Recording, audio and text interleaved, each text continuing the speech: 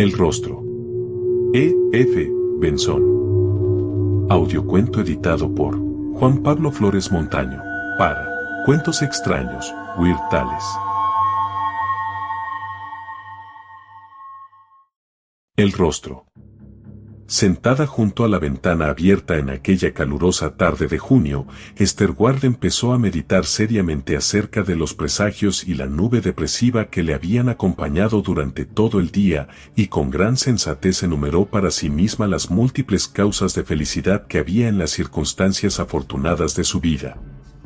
Era joven, extremadamente atractiva, acomodada, gozaba de una salud excelente y por encima de todo tenía un esposo y 2 hijos pequeños adorables.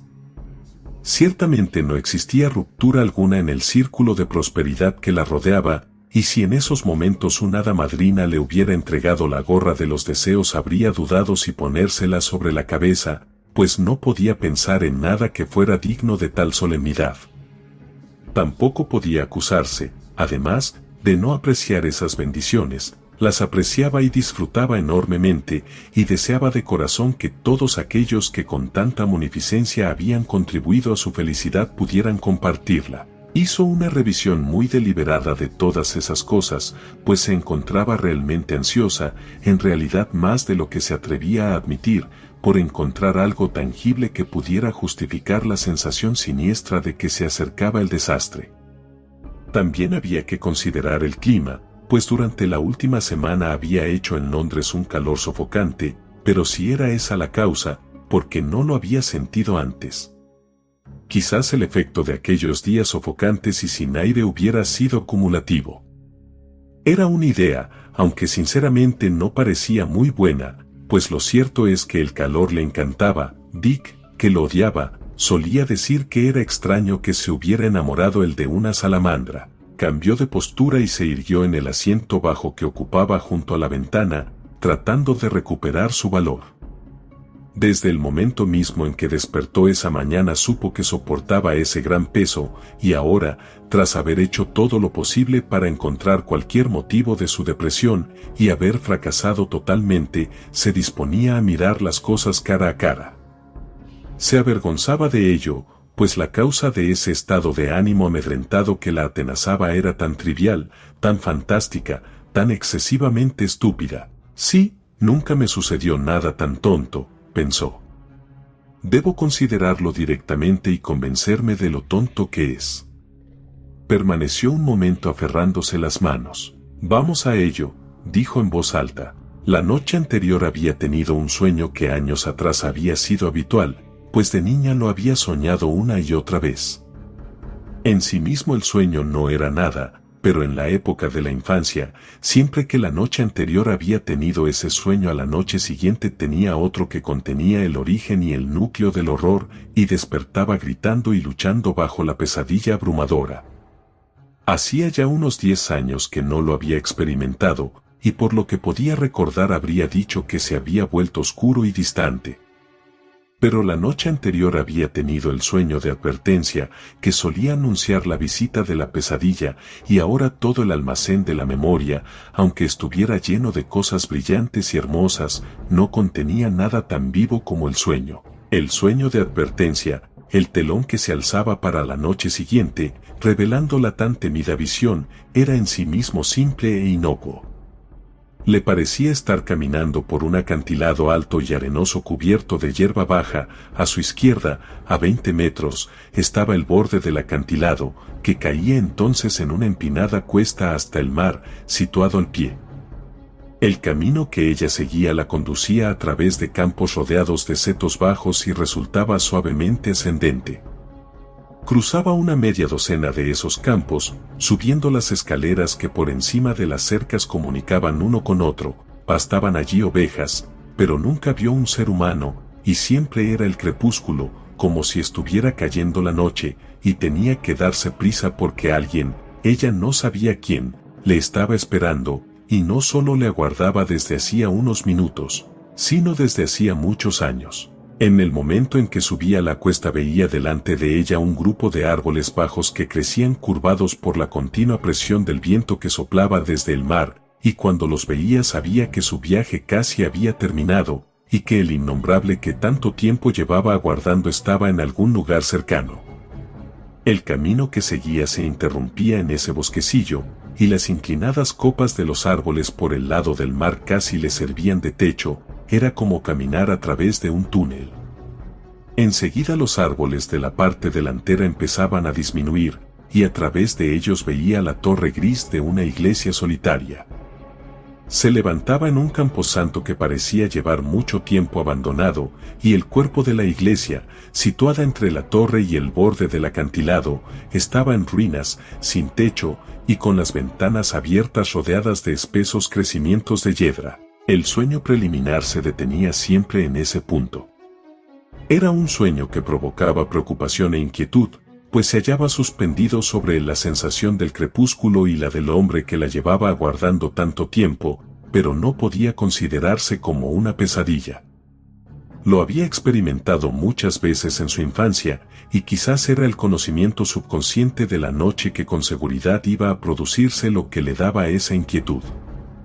Y ahora la última noche se había vuelto a producir, idéntica en todos los aspectos salvo en uno, pues la noche anterior le pareció que en los 10 años que habían pasado desde la última vez que lo tuvo se alteró la visión de la iglesia y el cementerio.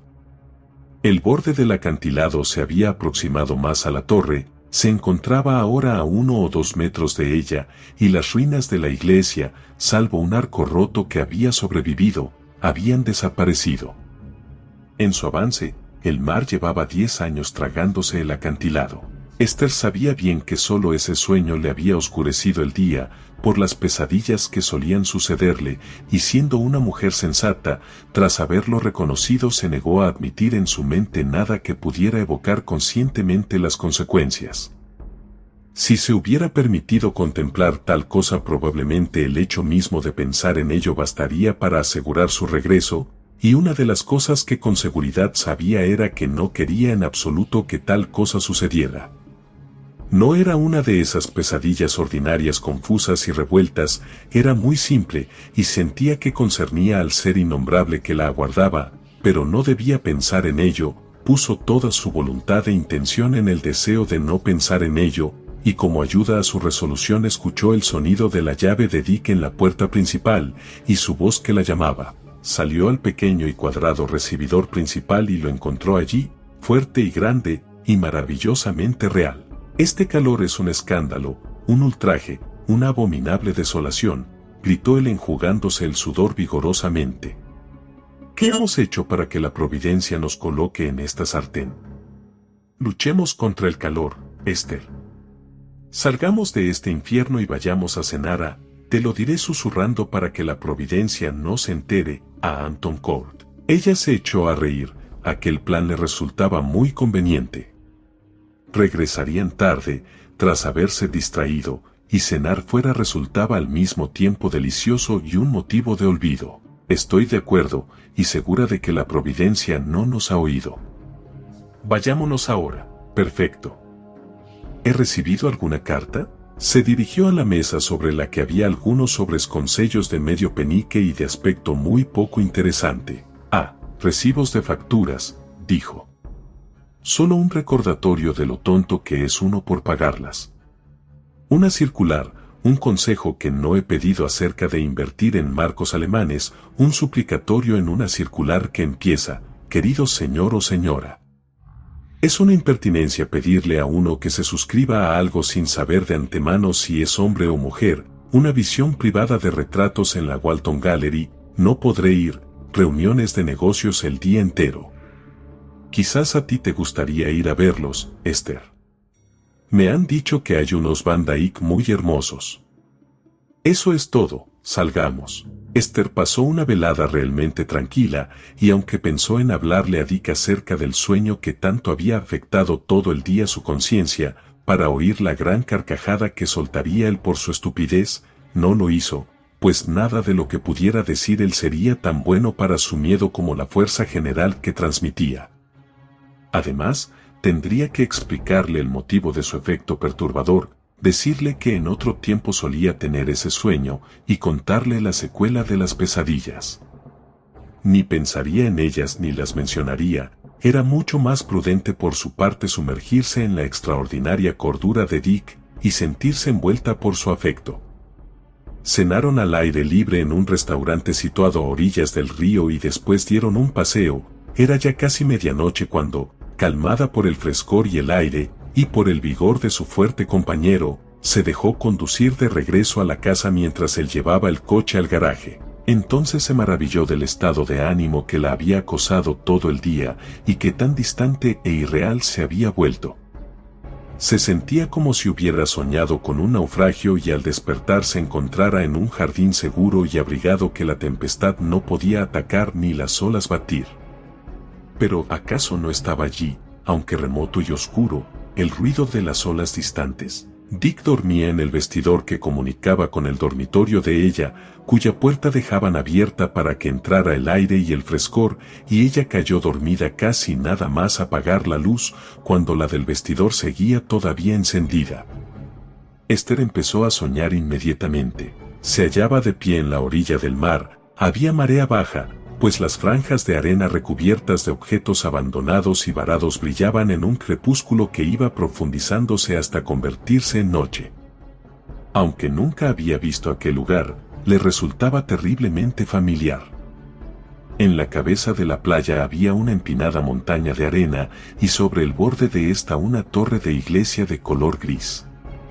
El mar debía haber invadido y socavado el edificio de la iglesia, pues abajo del montículo había bloques de construcción desperdigados, lo mismo que algunas lápidas, mientras otras tumbas seguían en su sitio marcando su silueta blanquecina sobre el telón de fondo del cielo. A la derecha de la torre de la iglesia se encontraba un bosquecillo de árboles achaparrados que el viento marino predominante había curvado hacia un lado, y ella sabía que en la parte superior del montículo, varios metros hacia adentro, se encontraba un camino que cruzaba los campos, con escaleras de madera para pasar por encima de las cercas de uno a otro, y que atravesando un túnel formado por árboles iba a dar al cementerio.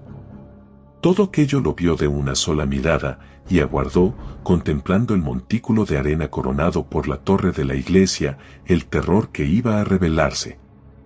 Sabía ya lo que iba a suceder, e intentó escapar, como lo había hecho muchas veces.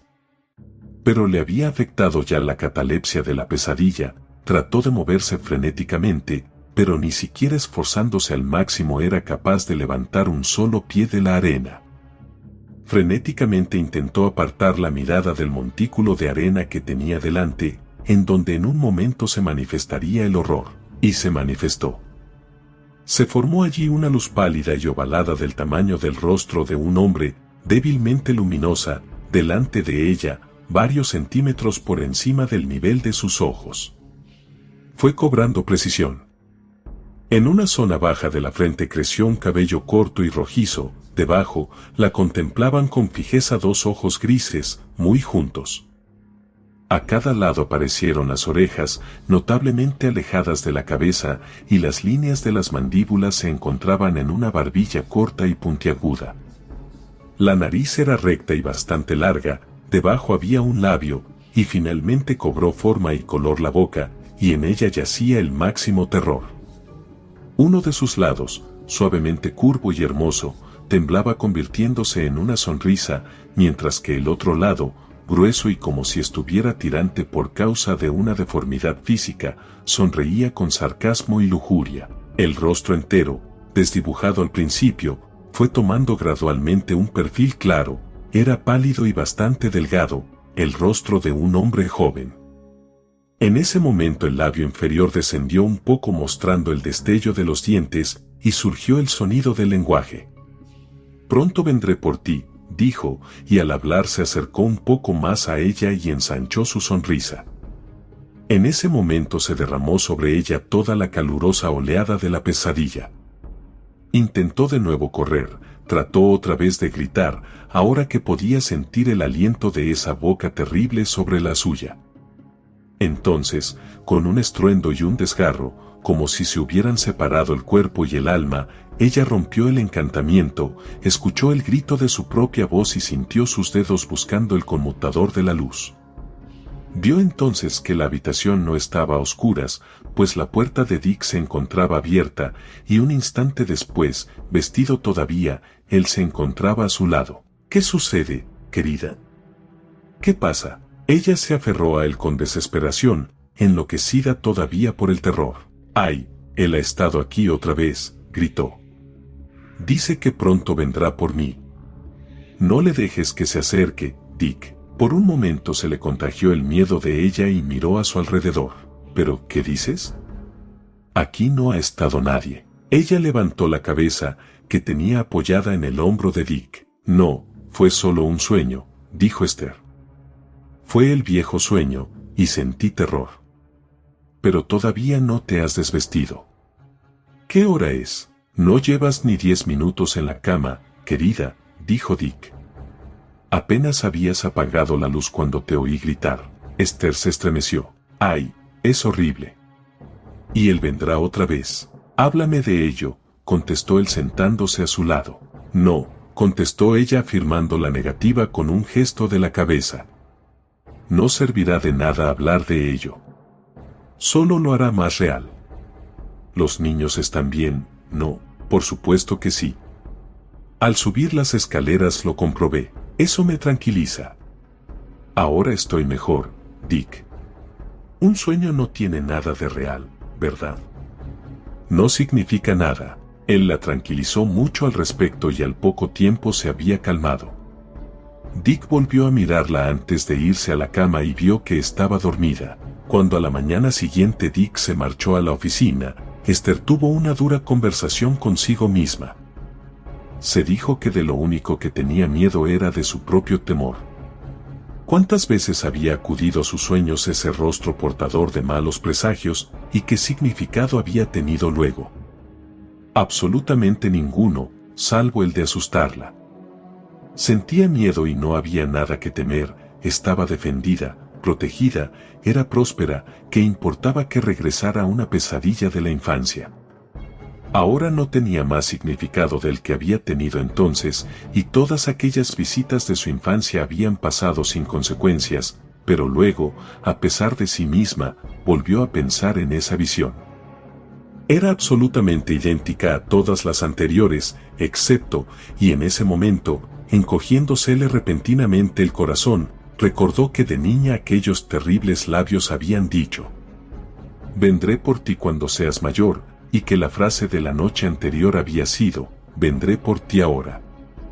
Recordó también que en el sueño de advertencia el mar había avanzado y había demolido ya el edificio de la iglesia. Había una terrible coherencia en estos dos cambios dentro de unas visiones que en todos los demás aspectos eran idénticas. Los años habían producido sus cambios, pues en un caso el mar, al crecer, había derribado la iglesia, y en el otro el tiempo estaba ya cercano. De nada servía reprenderse o regañarse, pues la única consecuencia de dejar que entrara en su mente la contemplación de la visión era que se cerraba otra vez sobre ella el dominio del terror. Era mucho más prudente buscar una ocupación y hacer que el miedo muriera tratando de no sostenerlo con el pensamiento. Por tanto decidió realizar sus deberes domésticos, sacó a los niños para que tomaran el aire en el parque, y después, decidida a no permitirse ningún momento libre, salió con la invitación para ver los cuadros en una visita privada a la Walton Gallery. Después su día seguiría estando ocupado, saldría a almorzar fuera, acudiría a una sesión de teatro y cuando regresara a casa Dick ya estaría allí, y podrían irse a la casita que tenían en ahí para pasar el fin de semana. Dedicarían el sábado y el domingo a jugar al golf, y ella sentiría que el aire fresco y la fatiga física acabarían con el terror de esas fantasías de los sueños. La galería estaba llena de gente cuando llegó allí, encontró algunos amigos, por lo que la contemplación de los cuadros se acompañó de una alegre conversación. Había 2 o 3 buenos Ravern, un par de Sir Joshua, pero para ella las joyas eran 3 Van Dyck que estaban colgados en una pequeña sala. Entró en ella mirando el catálogo. El primero de ellos era un retrato de Sir Roger Wayven. Estaba todavía hablando con su amiga cuando levantó la mirada y lo vio. Su corazón latió tan rápido que se le subió a la garganta y luego pareció quedarse totalmente quieto. La invadió una especie de enfermedad mental del alma, pues allí, ante ella, se encontraba el que pronto iba a ir a cogerla. Allí estaba el cabello rojizo, las orejas proyectadas hacia afuera, los ojos codiciosos y juntos, y la boca que por un lado sonreía y por el otro formaba la amenaza burlona que también conocía ella. Podía haber sido su pesadilla, en lugar de un modelo vivo, quien se hubiera sentado ante el pintor. ¡Qué retrato, y qué hombre tan brutal!, exclamó su compañera. Fíjate, Esther, ¿no te parece maravilloso?, se recuperó haciendo un esfuerzo. Ceder ante ese temor que siempre la dominaba habría significado permitir que las pesadillas invadieran su vida de vigilia, y estaba convencida de que ahí estaba la locura. Se obligó a sí misma a mirarlo de nuevo, y encontró los ojos fijos y ansiosos que la miraban a ella. Casi imaginó que la boca empezaba a moverse. A su alrededor, la multitud se movía y charlaba, pero ella sentía que se encontraba a solas con Roger Waiben, y sin embargo, razonó consigo misma, ese retrato de él, pues era él y no otro, tendría que haber servido para tranquilizarla. Si a Roger Waiben lo había pintado Van Dyck, debía llevar muerto casi 200 años. ¿Cómo iba a ser una amenaza para ella? ¿Acaso había visto por casualidad ese retrato de niña, y le había causado alguna impresión terrible, pues aunque borrado por otros recuerdos siguió vivo en el subconsciente misterioso que fluye eternamente, como un río oscuro y subterráneo bajo la superficie de la vida humana? Los psicólogos enseñan que esas primeras impresiones ulceran o envenenan la mente como un absceso oculto. Ello podría explicar ese terror a aquel, que había dejado de no tener nombre, y la aguardaba. Aquella noche, en Raí, volvió a tener el sueño de advertencia seguido por la pesadilla, y aferrándose a su esposo cuando el terror comenzó a remitir, le contó lo que había decidido. Solo el hecho de contarlo le produjo cierto consuelo, pues era tan monstruosamente fantástico que el robusto sentido común de él la sostuvo. Cuando al regresar a Londres se repitieron las visiones, él no hizo caso de los reparos de Esther y la llevó directamente al médico. Cuéntaselo todo, querida. Si no prometes hacerlo tú, lo haré yo. No puedo consentir que estés tan preocupada. Sabes que todo es una tontería, y los médicos son maravillosos para curar tonterías. Dick, estás asustado, le respondió tranquilamente volviéndose hacia él. Ni lo más mínimo, contestó él echándose a reír. Pero no me gusta que me despierten tus gritos. No es esa mi idea de una noche pacífica. Ya hemos llegado. El informe médico fue decisivo e imperioso. No había nada de lo que alarmarse, tenía una salud perfecta en el cerebro y en el cuerpo, pero estaba agotada. Con toda probabilidad esos sueños turbadores eran un efecto, un síntoma de su condición, y no la causa. Sin la menor vacilación, el doctor Baring recomendó un cambio completo que incluía un viaje a algún lugar tonificante. Lo prudente sería enviarla fuera de aquel horno caluroso, a algún lugar tranquilo en el que no hubiera estado nunca. Cambio completo, totalmente. Por esa misma razón sería mejor que su marido no la acompañara, debía irse, por ejemplo, a la costa este. Aire del mar, frescor y total ociosidad. Nada de largos paseos, nada de baños prolongados, un chapuzón y una tumbona sobre la arena. Una vida perezosa y soporífera. ¿Qué le parecería a Rushton? No le cabía duda de que Rushton serviría para recuperar el ánimo.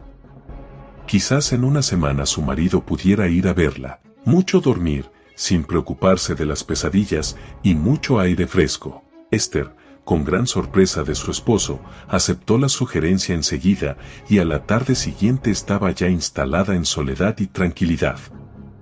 El pequeño hotel se hallaba casi vacío, pues todavía no se había iniciado la oleada de turistas veraniegos, y pasó todo el día sentada en la playa con la sensación de que había terminado la lucha.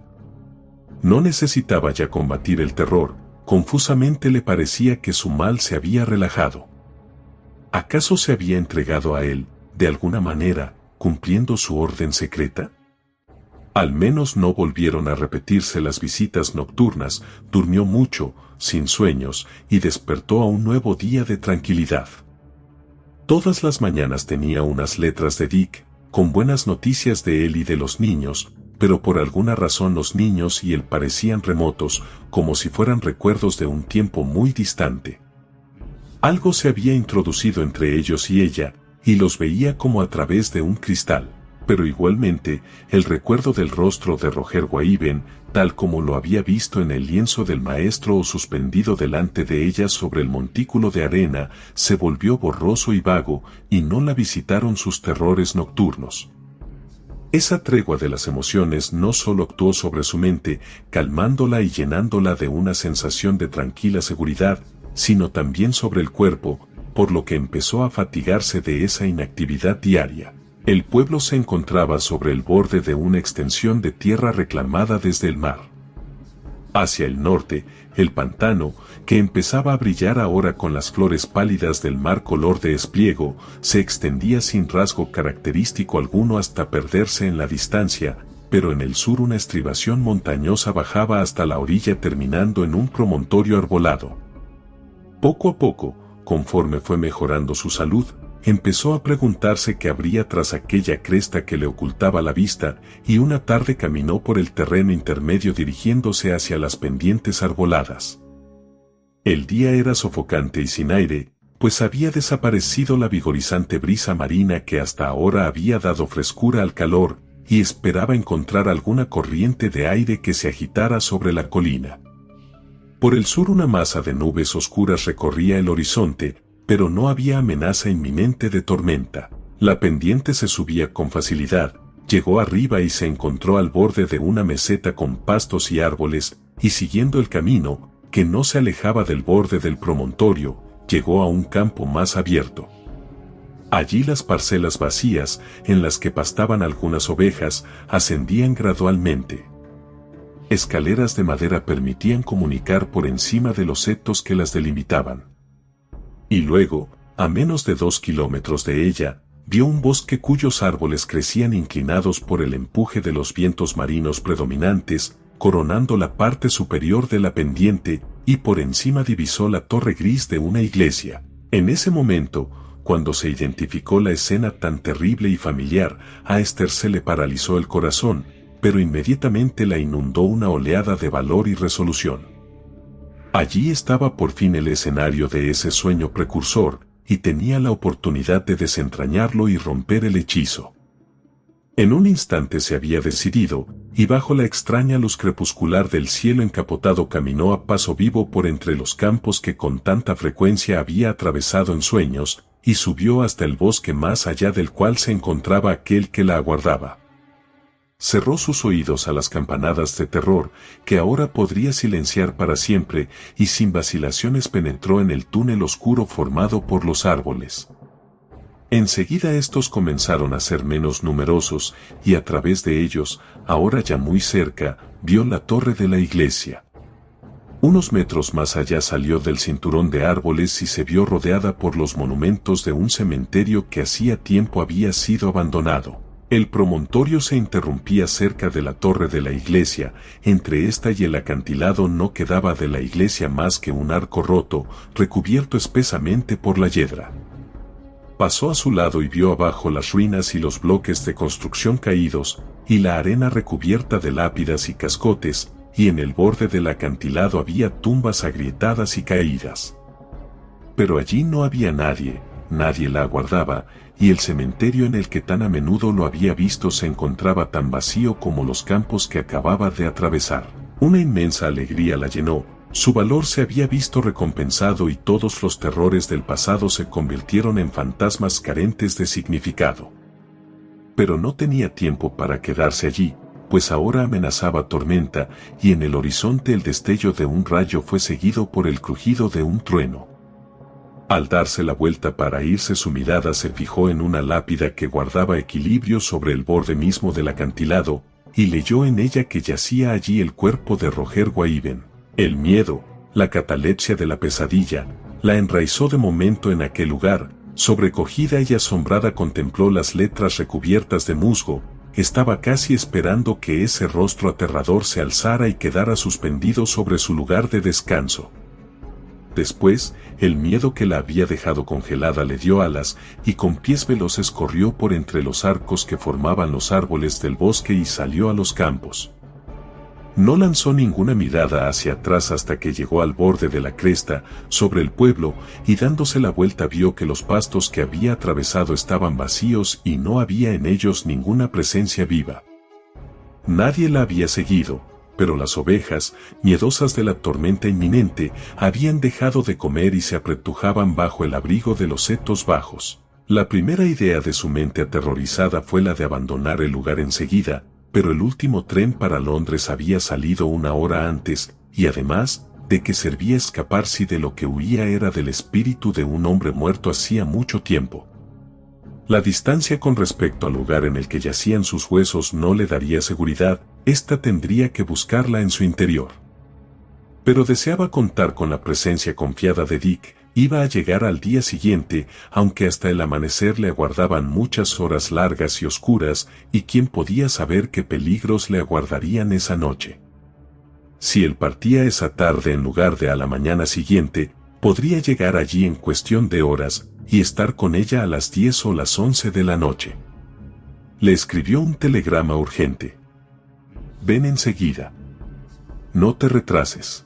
La tormenta que había parpadeado en el sur ascendió ahora rápidamente y poco después rompía con terrible violencia. Como prefacio hubo algunas gotas gruesas que cayeron salpicando sobre el camino mientras regresaba de la oficina de correos, y cuando llegó al hotel volvió a sonar el estruendo de la lluvia que se aproximaba, y se abrieron las compuertas de los cielos. A través del diluvio centelleaba el fuego del rayo, el trueno resonaba y formaba ecos por encima, y las calles del pueblo se convirtieron en un torrente de agua arenosa y turbulenta.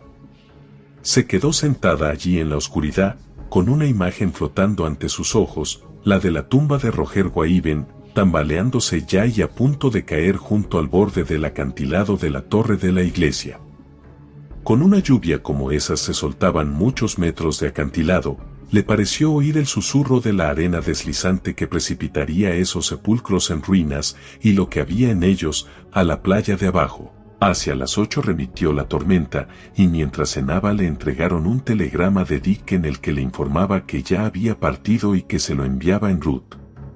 Por tanto, a las 10:30, si todo iba bien, estaría allí y lograría interponerse entre ella y su miedo.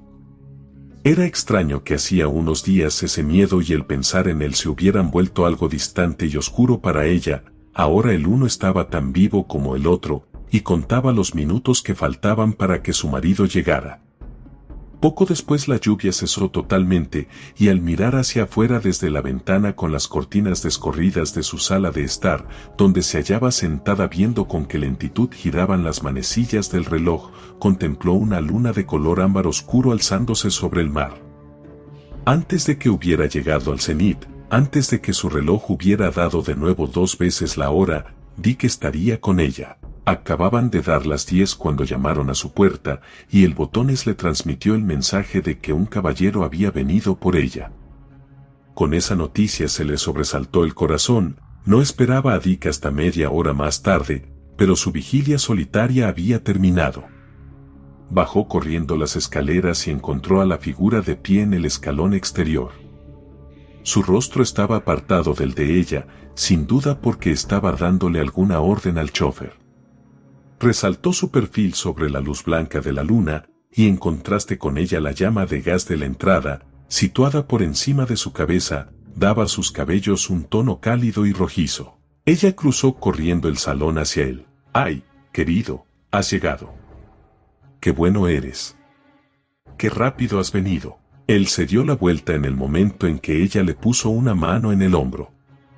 La rodeó con un brazo y ella pudo contemplar un rostro con los ojos juntos, una boca que sonreía por un lado y que por la otra se encogía como por una deformidad física, burlona y lasciva. La pesadilla había llegado, no era capaz ni de correr ni de gritar, y él, apoyándola en sus pasos vacilantes, la condujo hacia la noche. Dick llegó media hora más tarde. Se enteró asombrado de que un hombre había venido por su esposa hacía poco tiempo y que ella se había ido con él. Por lo visto no era conocido allí, pues el muchacho que había transmitido el mensaje no lo había visto nunca antes, y entonces la sorpresa de Dick comenzó a convertirse en alarma. Investigaron fuera del hotel y parece ser que 1 o 2 testigos habían visto a la dama que sabían que se alojaba allí caminando sin sombrero por la parte de arriba de la playa con un hombre que la llevaba cogida del brazo. Nadie lo conocía, aunque uno le había visto el rostro y podía describirlo. Se había estrechado por tanto la dirección de la búsqueda, y aunque llevaban un farol para ayudar a la luz de la luna, encontraron unas huellas que podían haber sido las de ella, pero sin señal alguna de que nadie caminara a su lado. La siguieron hasta que terminaron, a unos 2 kilómetros, en un desprendimiento de arena que había caído desde el viejo cementerio del acantilado, arrastrando la mitad de la torre y una tumba con el cuerpo que contenía dentro. La tumba era la de Roger Weyben, y su cuerpo estaba al lado, sin signo alguno de corrupción o decadencia, a pesar de que habían transcurrido 200 años desde que fue enterrado. Los trabajos de búsqueda en las arenas removidas duraron una semana, ayudados por las mareas altas que poco a poco se la iban llevando. Pero no se realizó ningún otro descubrimiento.